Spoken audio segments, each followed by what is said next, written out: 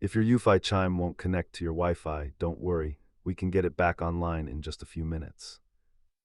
Statistically, nearly 80% of Chime connection issues are resolved by basic network adjustments.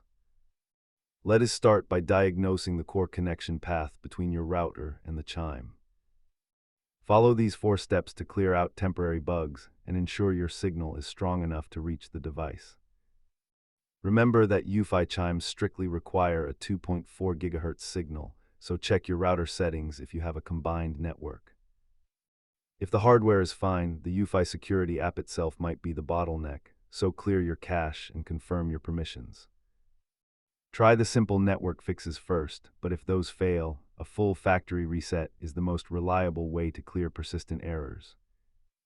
Data shows that a simple power cycle of your router and Chime solves nearly half of all reported connection issues.